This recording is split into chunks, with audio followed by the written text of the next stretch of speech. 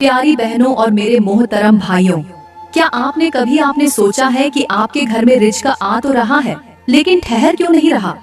आप कमाते तो हैं, मगर पर्स हमेशा खाली क्यों रहता है? किचन में बर्तन तो बचते हैं, मगर चूल्हा अक्सर ठंडा क्यों रहता है? तो जरा एक लम्हे के लिए रुक जाइए। हो सकता है आपके घर में कुछ ऐसी चीजें बेजान पड़ी हों, जिन्हें आपने महीनों से छुआ तक नहीं, लेकिन वही चीजें आपके नसीब के दरवाजे बंद किए बैठी हों। प्यारी बहनों, हमारे घरों में अक्सर कोने, अलमारियां, छतें और पुराने दराज ऐसे ही पड़े रहते हैं, जिनमें न जाने कब से गर्द जमा है, और हमें लगता है ये तो मामूल की बात है, मगर नहीं, ये मामूल नहीं। यही वो गैर मरी रुकावटें हैं जो हमारे घरों को बेबरकत कर देती हैं, रिज्क को रोक देती है और घरेलू सुकून को चाट जाती है।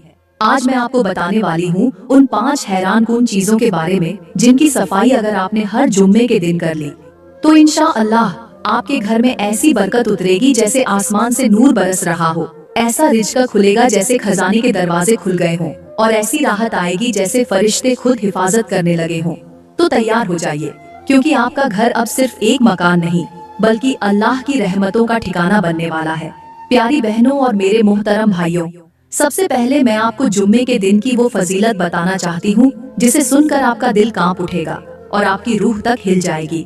जुम्मे का दिन कोई आम दिन नहीं, बल्कि ये वो दिन है जिसे दिनों का सरदार कहा गया है।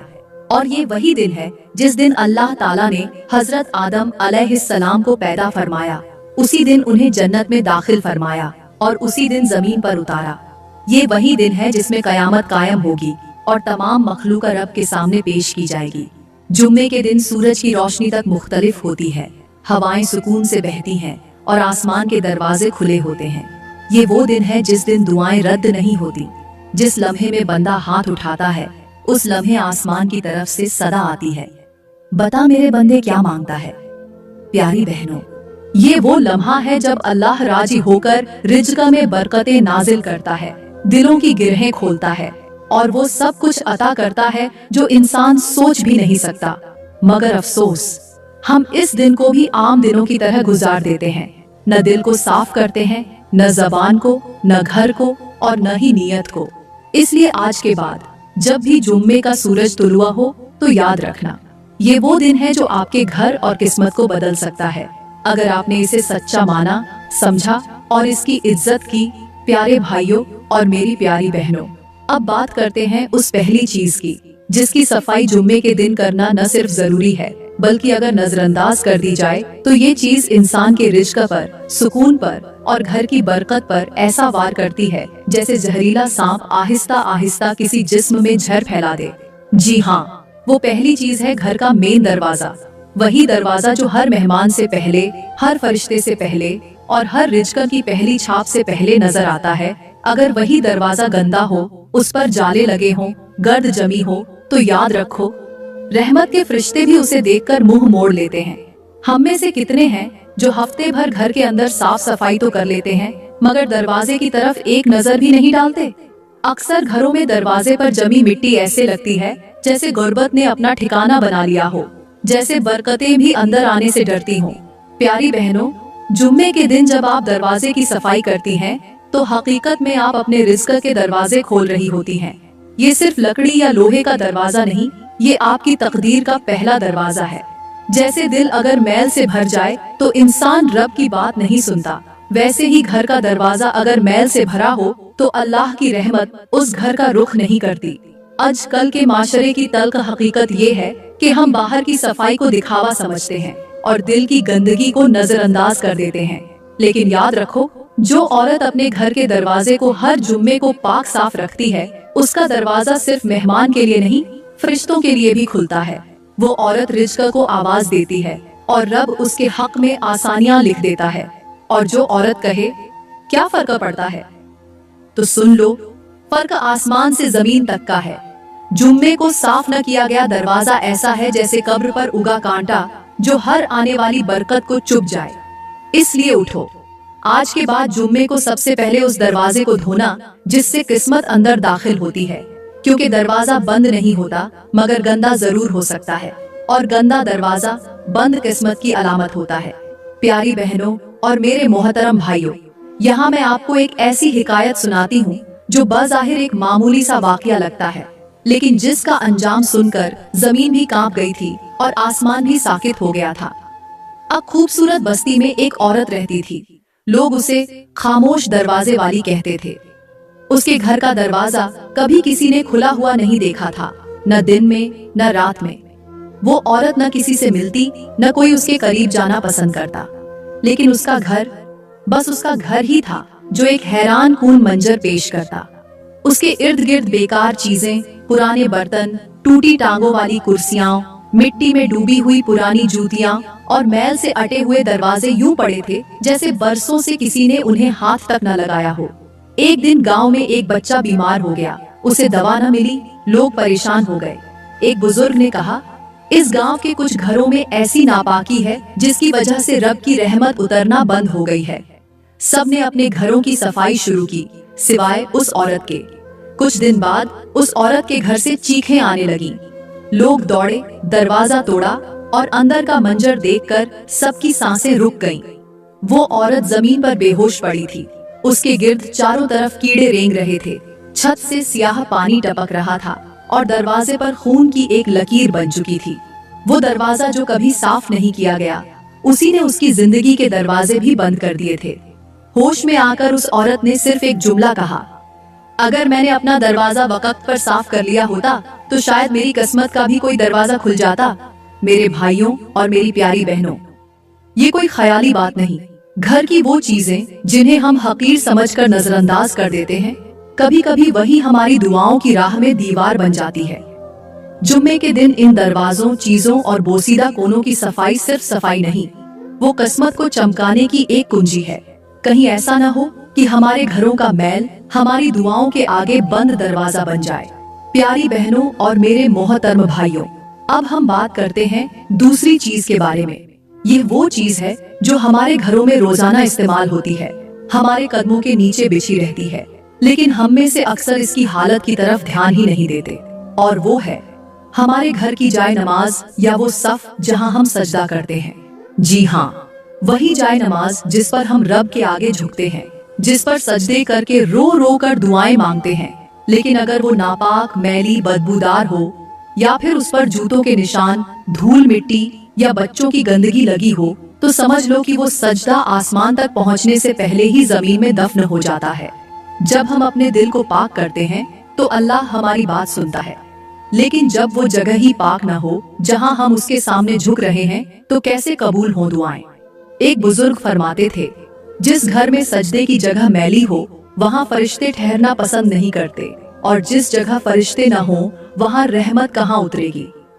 आज के दौर में हमारे बच्चे उस जाए नमाज पर खेलते हैं, खाते पीते हैं, पांव रखकर गुजरते हैं, और हम खामोश तमाशाई बने देखते रहते हैं। हमने सजदे की जगह को इतना मामूली कर दिया कि वो दुआओं की ताकत खो बैठी। क्या कभी सोचा है कि क्या हम किसी बादशाह के सामने मैले कपड़ों में जा सकते हैं? नहीं ना। तो फिर उस रब के सामने जो बादशाहों का बादशाह है, वहाँ मैली जगह से सजदा करके क्या हम अपनी दुआओं को आसमान की सीढ़ियों तक पहुँचा सकते हैं? प्यारी बहनों, जुम्मे का दिन वो दिन है जिसमें एक लम्हा ऐसा आता है जिसमें मांगी गई दुआ खाली नहीं जाती। लेकिन अगर उस लम्हे तुम्हारी जाए नमाज गंदी हो या सजदे की जगह नापाक हो, तो शायद वो लम्हा भी खाली गुजर जाए। तो याद रखो, जुम्मे के दिन सजदे की जगह की सफाई करना सिर्फ सफाई नहीं, बल्कि ये रिज़्क, रहमत और सुकून का दरवाजा खोलने का पहला कदम है। प्यारी बहनों और मेरे मोहतरम भाइयों, यहाँ पर मैं आप लोगों को एक ऐसी हिकायत सुनाती हूँ जो हैरान कर देने वाली भी है, अकल को चौंका देने वाली भी, और सब कैसी देती है जो जिंदगी भर याद रहती है। एक वीरान सा गांव था जहाँ हर घर कच्चा, दीवारें टूटी हुई और छतें टपकती थीं। मगर इन सब के बीच एक कच्चा सा घर ऐसा भी था जहाँ हर वक्त खुशबू महकती थी। न वहाँ बिजली थी, न फर्नीचर, लेकिन अंदर दाखिल होते ही दिल को सुकून मिलता था। इस घर में एक 70 साला बुजुर्ग रहते थे जिन्हें सब बाबा जी कहते थे।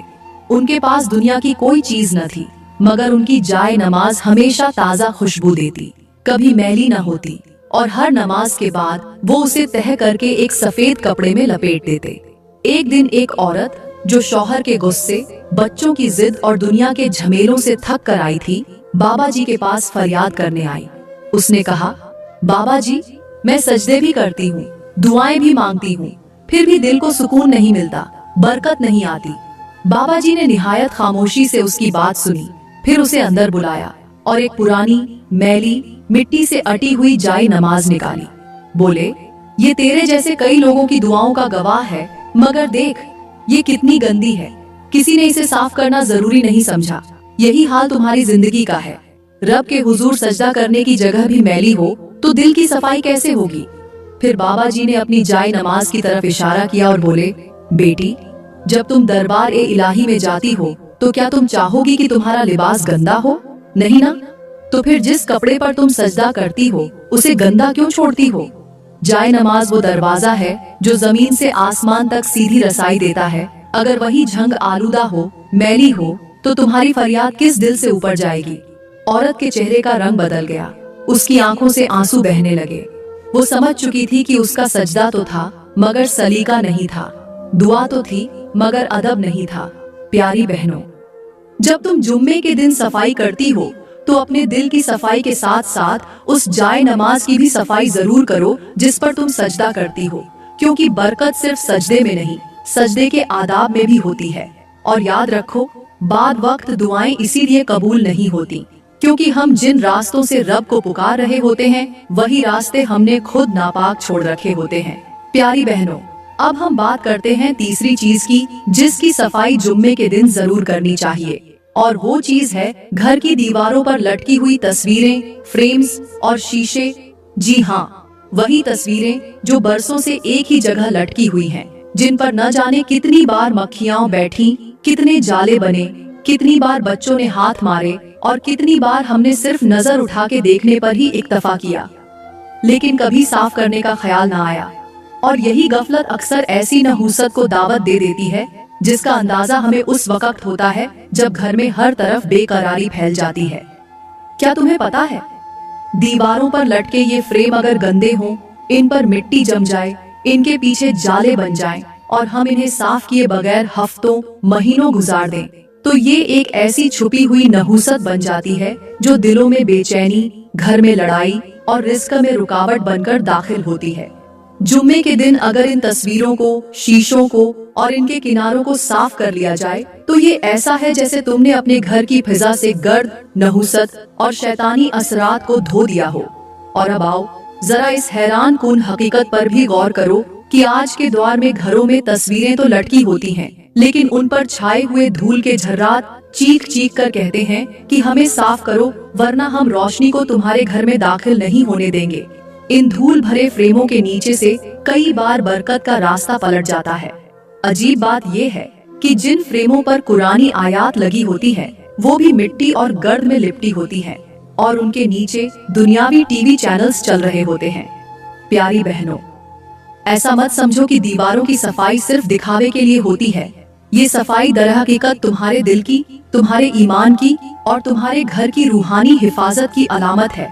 जुम्मे के दिन अगर तुमने सिर्फ इन दीवारों और उनके फ्रेमों की सफाई कर ली तो समझो तुमने अपने घर से कई गैबी आफात का रुख मोड़ दिया। और जो औरत ये सफाई नियत के साथ करे उसे अल्लाह इतना नूर अता करता है कि उसकी दुआएं आसमान तक बेरोक टोक पहुंचती हैं। शहर से बहुत दूर पहाड़ों के दरमियान एक वीरान किला खड़ा था, पुराने वक्तों का एक महल जो अब कब्रिस्तान जैसा हो चुका था। उस किले में सिर्फ एक बुढ़िया रहती थी। लोग कहते थे कि वो अपनी माँ जी की तस्वीरों में कैद है, मगर हकीकत इससे भी ज्यादा खौफनाक थी। हर दीवार पर सजे हुए फ्रेम, पुरानी यादें, पुरानी हंसी, पुरानी जवानी, हर तस्वीर बोलती थी। हर फ्रेम में एक आंख थी। जी हाँ, इन तस्वीरों की आंखें थीं और वो हर आने वाले मेहमान को घूरती थीं। एक दिन एक दरवेश वहाँ से गुजरा। उसने किले में कदम रखा और हैरत से दीवारों को देखा। बुढ़िया ने लरजती आवाज में कहा, बाबा जी, मैं इन फ्रेम्स को उतारती नहीं क्योंकि इनमें मेरी माँ जी की खुशियाँ हैं, मगर जब से मेरे शौहर की मौत हुई है हर फ्रेम से एक सिसकी सुनाई देती है।